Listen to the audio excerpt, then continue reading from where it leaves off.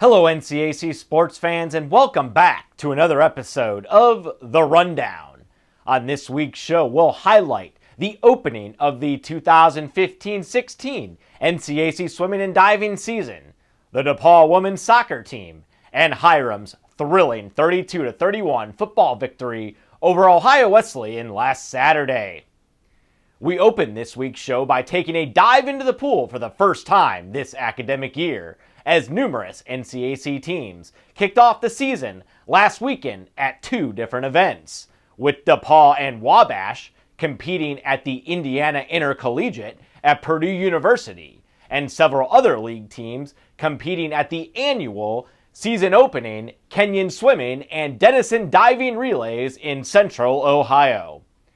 The top of the team standings at the Kenyon and Denison Relay event were as expected, as the Lords won the men's title with 124 points, and the Big Red collected the women's title with 120 points, while the Little Giants and Tigers both posted impressive finishes at the Indiana Intercollegiate.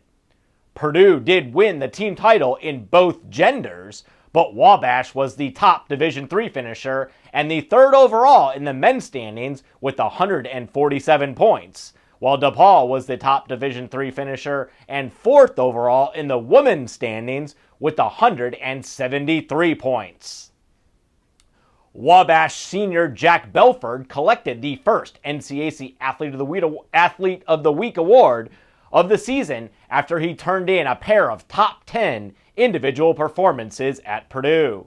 The Carmel, Indiana native finished third overall and first among Division III swimmers in the 500 free with a time of 4:42.61, and also placed ninth overall in the 200 free with a time of 1:45.93.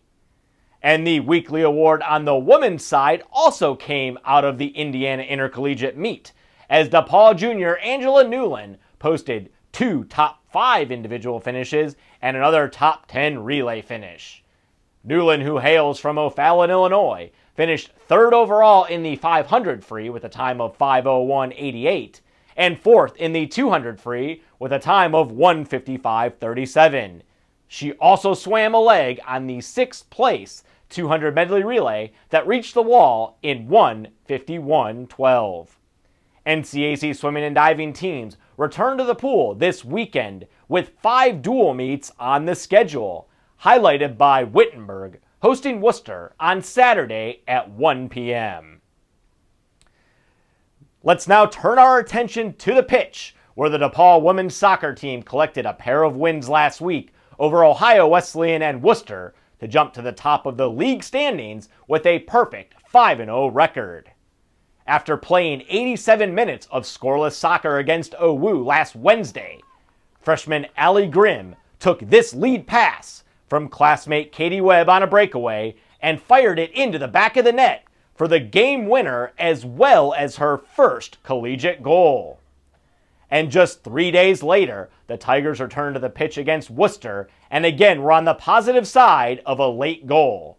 This time, with the score tied at 1-1 in double overtime, sophomore Catherine Rourke scored her second collegiate goal off a rebounded shot to send the Tigers home with a 2-1 victory.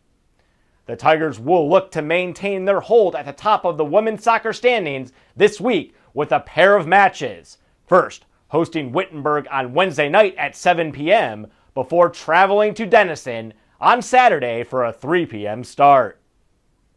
And finally, we close out this week's show on the gridiron as Hiram scored the final 12 points on Saturday to post a 32-31 come-from-behind homecoming victory over Ohio Wesleyan. While sophomore kicker Sam Conway sent Hiram to the victory with a 22-yard field goal in the game's final seconds, it was the play of this week's NCAC Defensive Player of the Week, Ronnie Jones, that led to the fourth quarter comeback. With 3:43 left in the game and the Terriers trailing 31-20, OWU quarterback Dominic Orsini sent this pass into heavy traffic, only to see Jones come away with the deflected pass and then weave his way through attempted OWU tacklers and eventually back to the other side of the field and into the end zone for the 49-yard pick six. the Aurora, Ohio native and graduate of Roosevelt High School, also finished the game with 6 total tackles, which included 5 solo stops. And there are just 4 games on the schedule this weekend, highlighted by NCAC co-leading DePauw and Wabash, both hitting the road for 1 p.m. starts against Worcester and Ohio Wesleyan, respectively. And as always, NCAC sports fans, for up-to-date news, stats, and standings from around the North Coast Athletic Conference, you can visit our website at www.northcoast.org. Also, be sure to follow us on Twitter at NCAC, as well as like us on Facebook. Well, that puts a wrap on this week's show, but be sure to join us again next week for another edition of The Rundown.